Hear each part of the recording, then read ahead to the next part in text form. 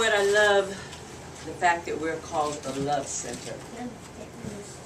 So, because we're called the Love Center, that's what we're really all about. At least we try to be.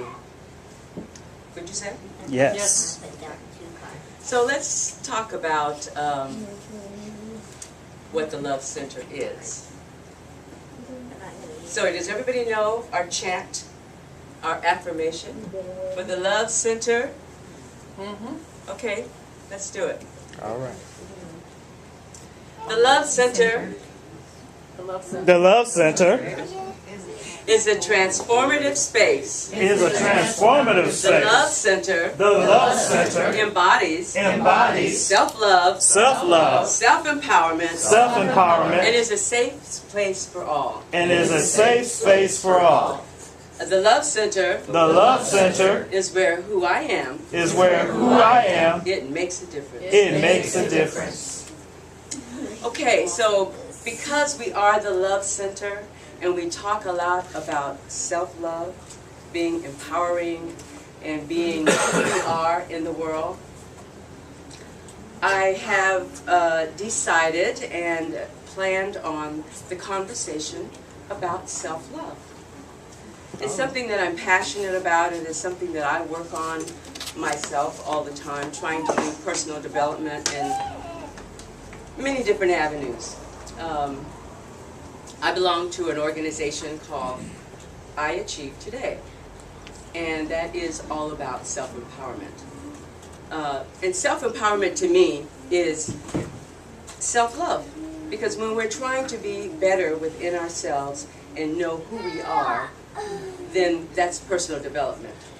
So I have my little bag of goodies over here of things that I've written down that I like to use as my own props so that I don't forget and go all the way off into something that that I don't want to say. So when we talk about self-love, let's begin with the self. And what I'd like to do is have a discussion about the self. And when I say discussion, I hope that you have some ideas about the self, as I do. So my idea about the self, when I think of S-E-L-F, I've come up with spirituality, which is a noun like the self, everlasting, life force. All right. Spirituality, everlasting life force. S-E-L-F. So, take a moment and think about that, and let me know what you come up with, S-E-L-F, that speaks to what self is, as it pertains to self-love.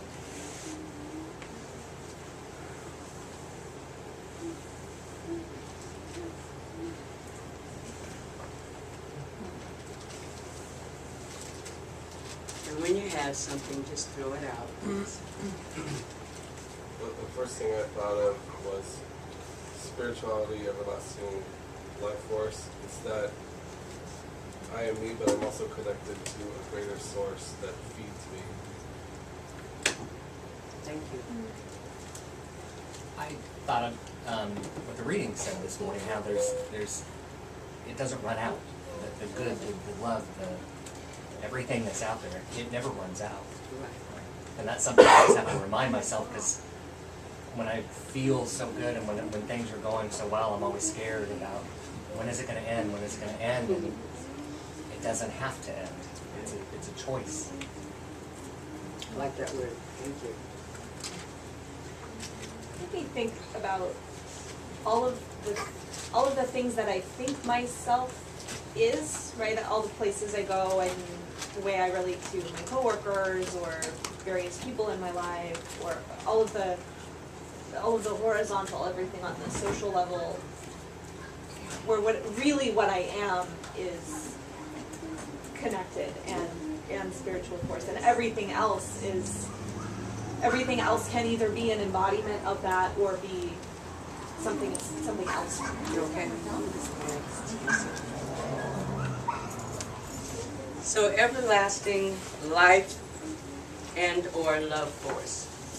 because life brings about love, and love brings about life. So when we look at the self as being a life force, what is that? What is the life force? Is that the mind? Is that who you see?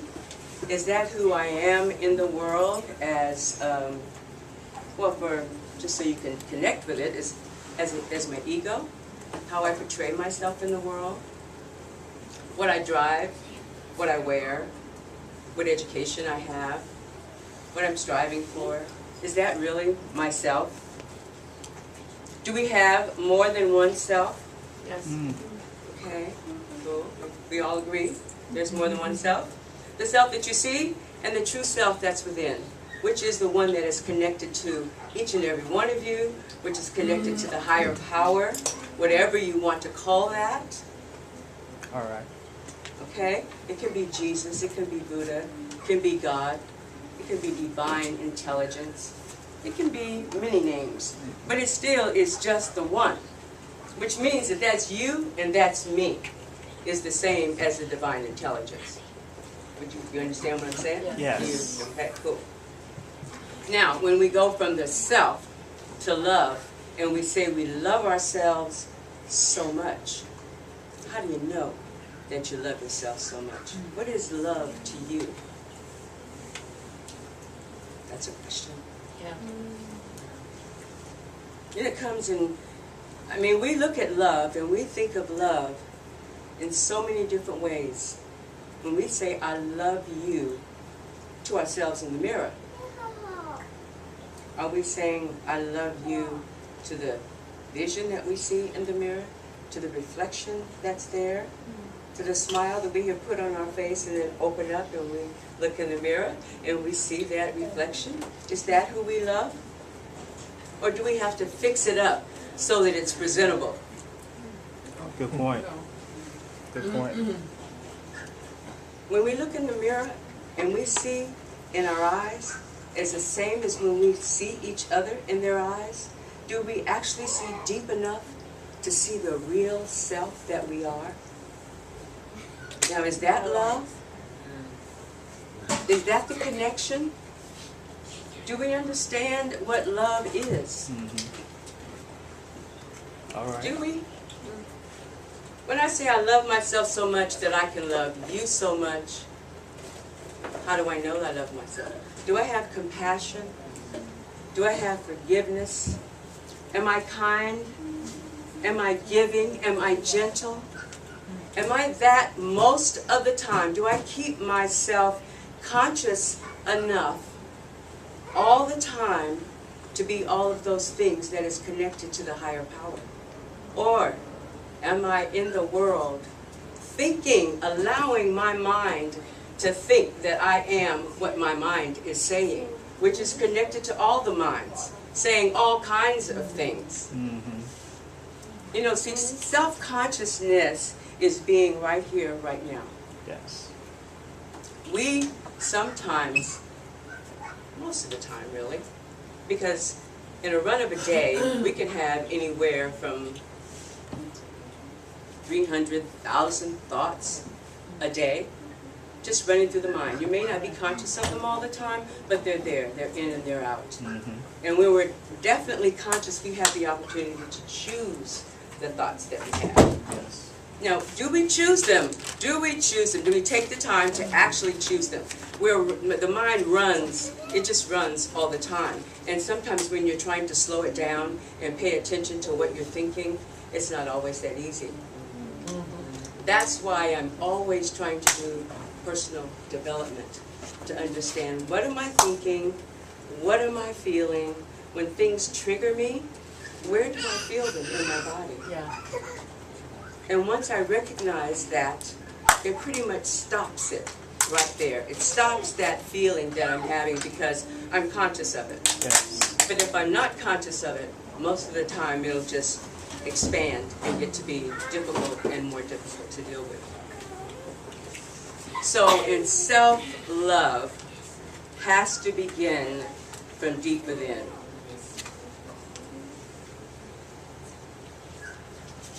So breaking down the self. If you think of a word for the S that describes the self, what would you say? Besides what I've already said. Sentient. Say it again. Sentient. Sentient, okay. Awesome. Anybody else? Soul. Soul. Good one. What about the E? Empowerment. Empowerment, evolving.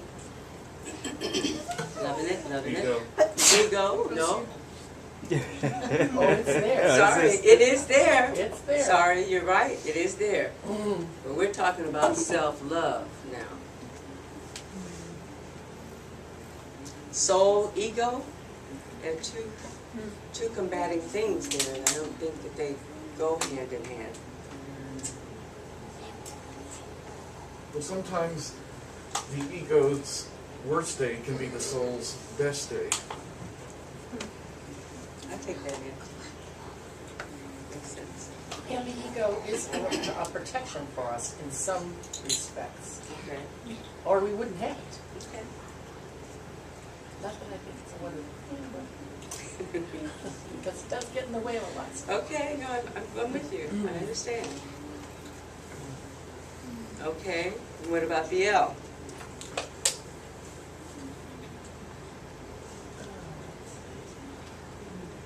For me, it's loving, Loving. foundational. Mm-hmm. Life. Light.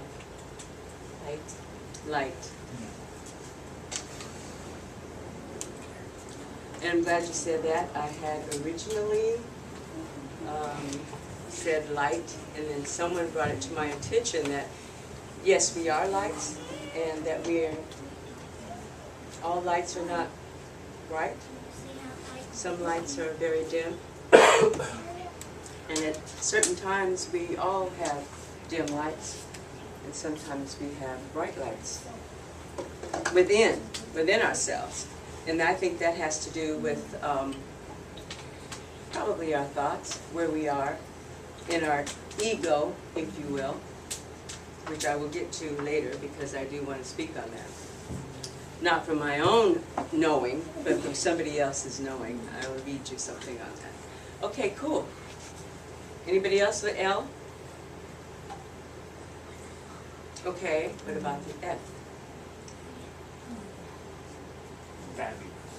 Value. Fabulous. Fulfillment. Fulfillment. Free. Free.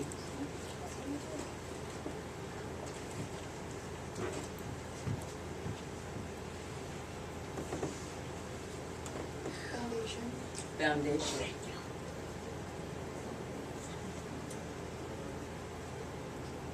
Thank you, fellas. So it's like the things that we say to ourselves determines our way of being. Do you have self-talk? Oh, really? Yeah. That's where the ego comes in. Because see, from what Eckhart Tolle, anybody know who Eckhart Tolle is? Yes. No. Eckhart Tolle says, we're not our minds, and sometimes we think that we are. So our thoughts are so important that our thoughts rule our lives. Our thoughts guide our subconscious. Our thoughts create who we become as a person. Our thoughts create our reality. Absolutely. And so what that says to me that if we're conscious of our thoughts, then we get to choose it. We're living our life intentionally. And we know where we're going. We're conscious of every move we make, every thought that we have. But because the mind is what it is, and the things that we say to our mind sometimes stops us in our tracks, sometimes our mind will lead us in a direction that we do not intend to really go on, but we find ourselves there because the mind has said certain things to us and we've allowed that to carry us there. So when we're conscious of the thoughts that are going on, and we choose them creatively, we choose them lovingly, we can have the life that we want to have. Think Amen. about our children and when we were children. You know, as infants come into the world and they see their moms and they know that they're loved and they are loved. They come into this world as love. And when they see another baby as they get old enough, they have that connection. They smile at the baby. They don't even know each other, but those souls connect and they smile. Mhm. And then sometimes they can see an adult and they will cry. Hmm. There's another whole energy that they feel. Yeah. And they understand, not all adults, but sometimes they will cry from an adult's look or a connection that they get with an adult. That is, to me, a conscious inner connection to the inner self, to the true self, the babies, Mhm. they're natural. Until we get all of the forces that the minds and the thoughts that we have, we give the fear to the children. And then, unfortunately, they become like we do most of the time. So when I'm saying that our thoughts create us and our thoughts become our reality, the consciousness or the consciousness or the unconsciousness is where we want to be connected to. Understand? Am I getting clear? Mhm. Okay.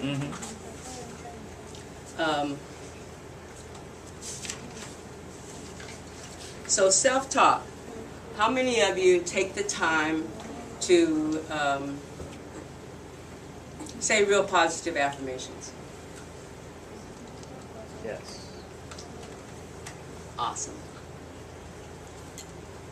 And we were talking about the ego. And I'd like to read something to you. I'm finding myself here. So in Return to Love by Miriam Williams, she's the one that wrote the Course in Miracles. So she says, only love is real. God is not the author of fear. You are.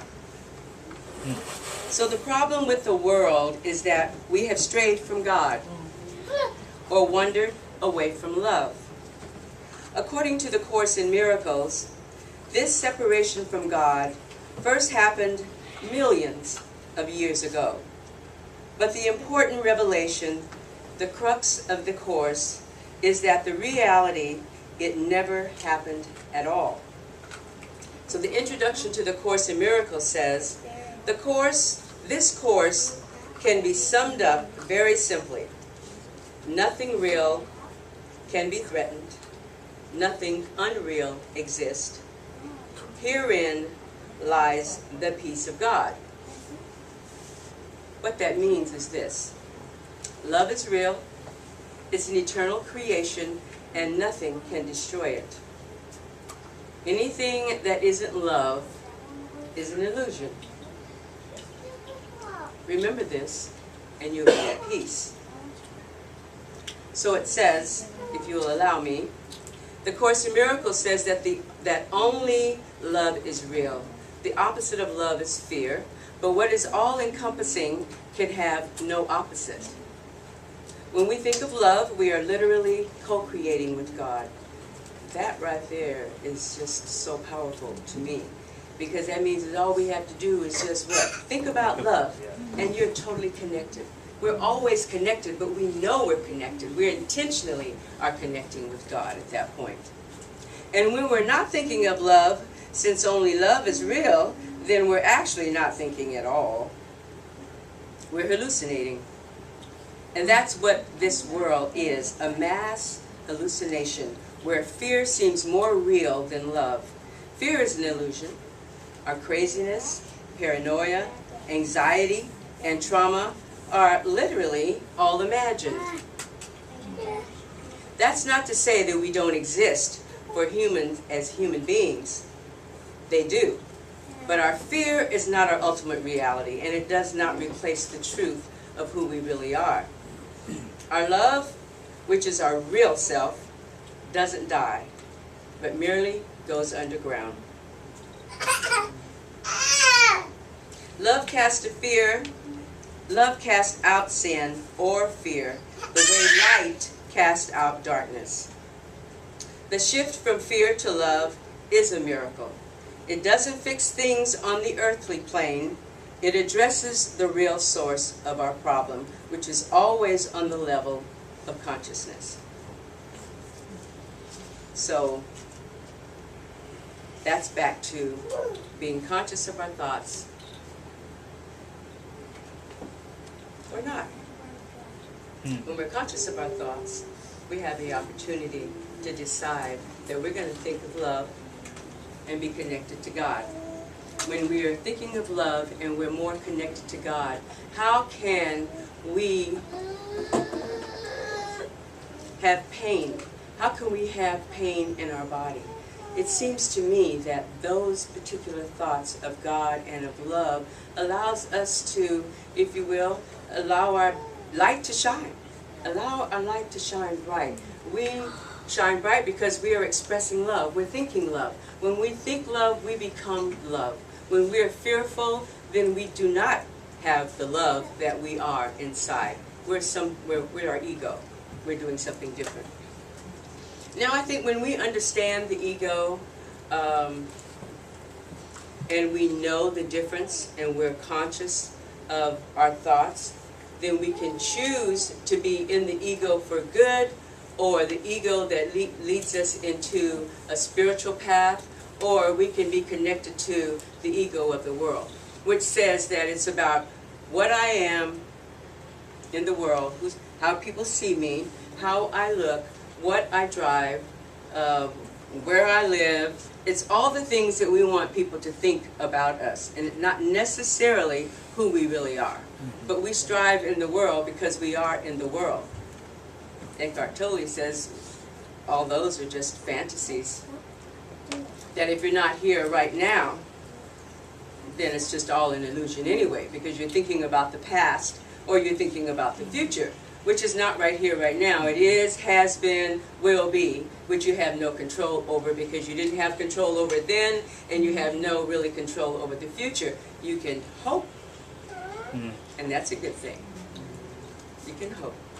And when you get there, wherever there is, there you'll be. Yes. Anybody have any thoughts on that?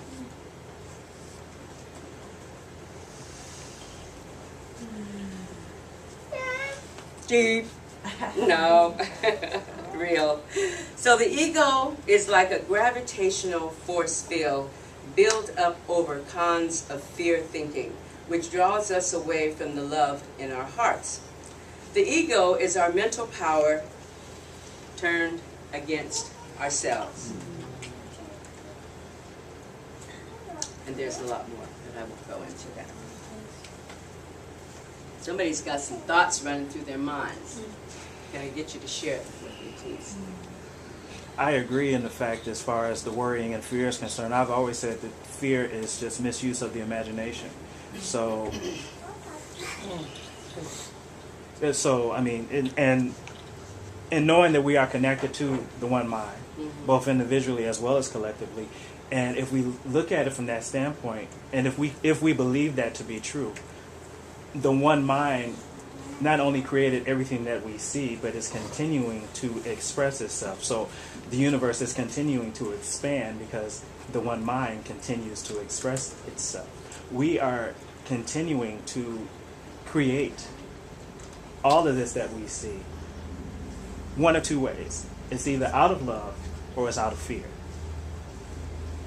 So the power is still being utilized. We're either using it to our advantage or to our disadvantage. Thank you.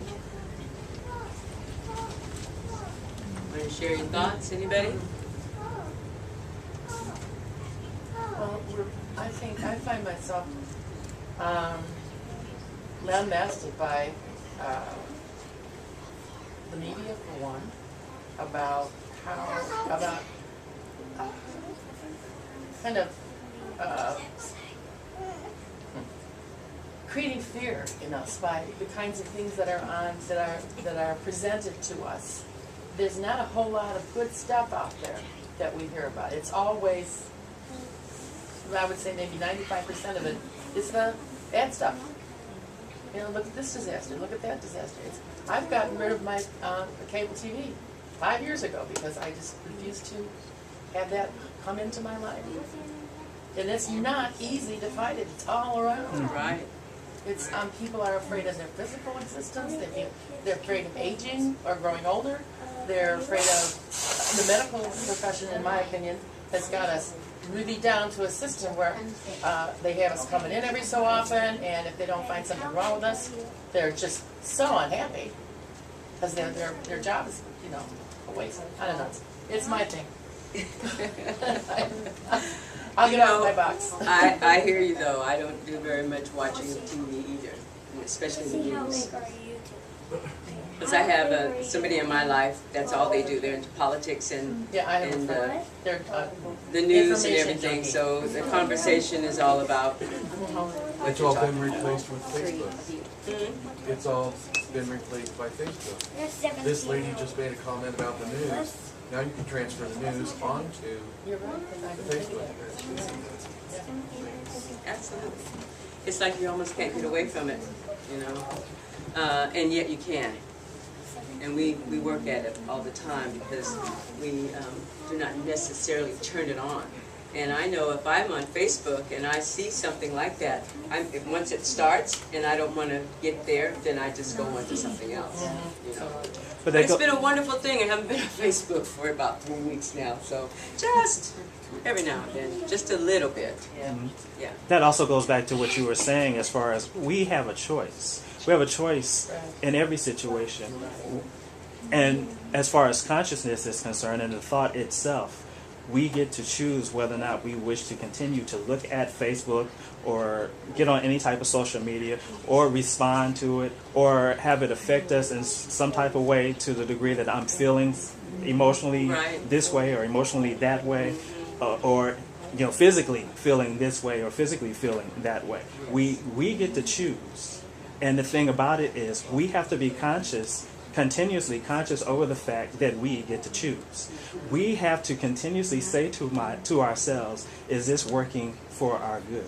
I say it constantly to myself, is this working for my good? There's a lot of things that we say here that I have to personally say to myself. I have to, as far as the 4 gates are concerned, a lot of times I am quiet because what I say can get through the first gate. Yeah. You know, let alone all the way to the 4th, and actually be able to make sure that it's being said in love and needs to be said right now. You know? Yes. Because, I mean, that really goes back to what you were saying as far as my definition of love. My definition of love and the definition of love may not be the same as far as the situation is concerned.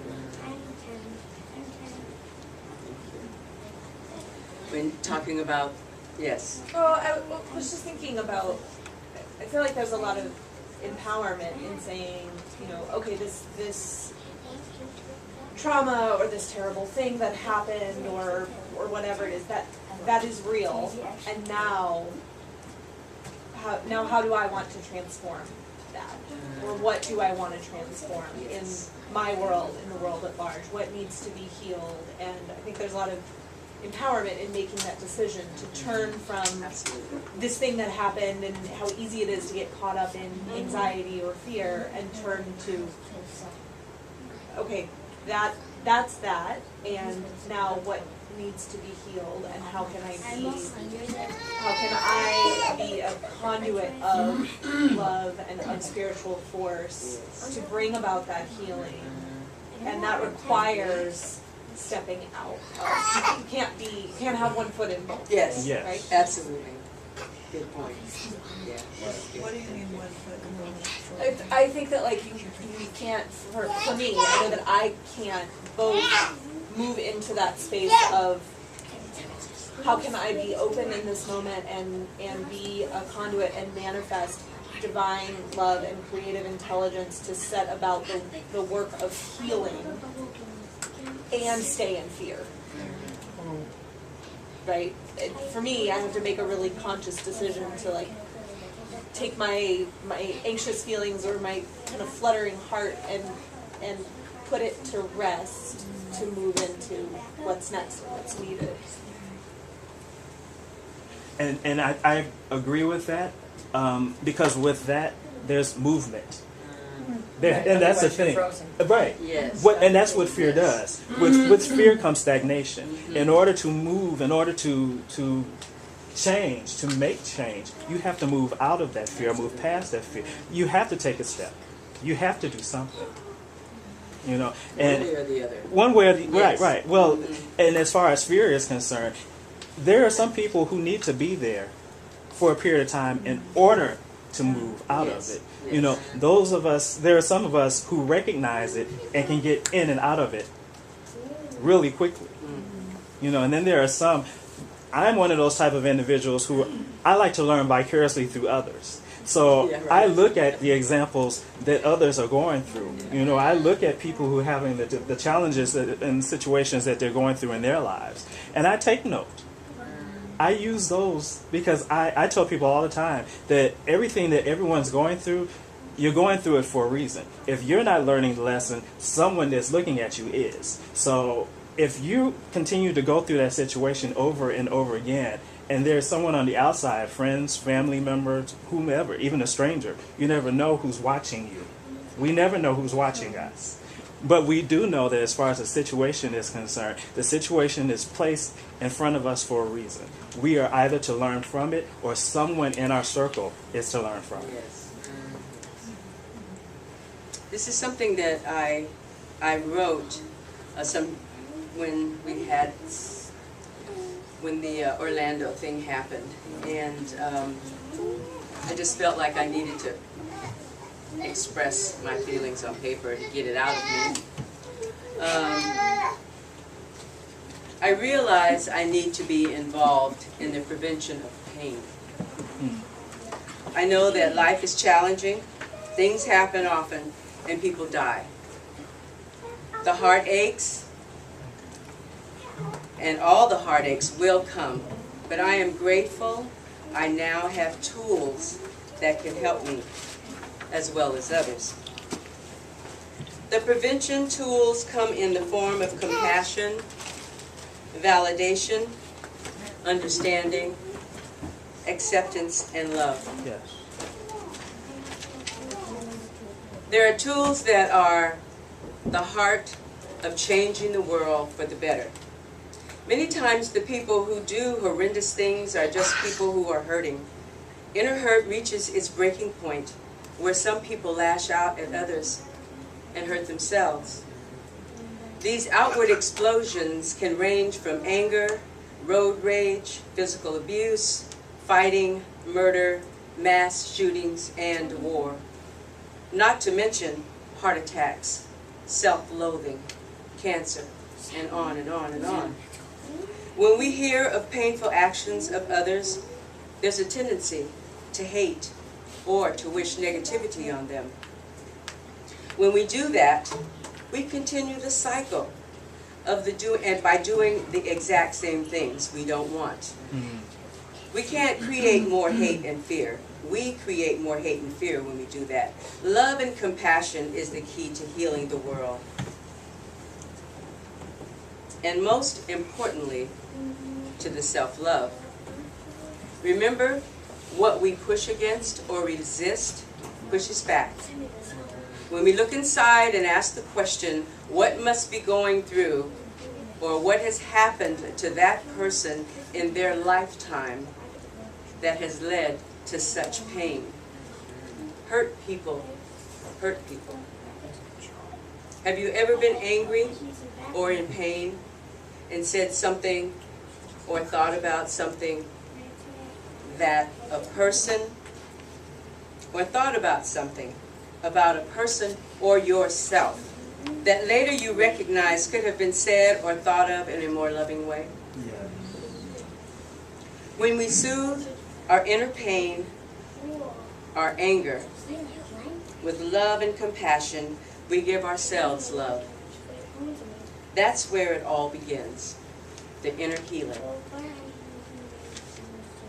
That helped me release some of that unwanted feeling that was starting to stir inside of me. And so just one more thing, if you will, and then I'll be finished here. From Eckhart Tolle, on the ego searches for wholeness. Another part of the emotional pain that is an intrinsic part of the egoic mind is a deep-seated issue of lack of incompleteness or not being whole. In some people, this is conscious, in others, unconscious. And if it is conscious, it manifests as an unsettling and constant feeling of not being worthy or good enough. If it's unconscious, it will only be felt indirectly as an intense craving, wanting, or needing. But in either case, people will often enter into the compulsive pursuit of ego gratification and things to identify with in order to fill this hole they feel within. So they strive for possessions, money, success, power, recognition, or a special relationship, basically so that they feel better about themselves, feel more complete. But even when they attain all these things, they soon find that the hole is still there, that it is bottomless. Then they are really in trouble because they cannot delude themselves anymore. Well, they can and do, but it is more difficult. As long as the egoic mind is running your life, you cannot truly be at ease. You cannot be at peace or fulfilled except for brief intervals when you obtain what you want, when a craving just has been fulfilled. Since the ego is a derived sense of self, it needs to identify with external things. It needs to be both defended and fed constantly. The most constant ego identification have to do with possessions, the work you do, social status and recognition, knowledge and education, physical appearance, special abilities, relationships, personal and family history, belief systems, and often also political, nationalistic, racial, religious, and other collective identifications. None of these is you. Exactly. Exactly. Do you find that frightening? Or is it a relief to know this? All of these things you will have to replenish sooner or later. Perhaps you find it is yet hard to believe that I am certainly not asking you to believe that you identify that your identity cannot be found in any of these things. You will know the truth. You will know the truth of it for yourself. You will know it at least when you feel death approaching.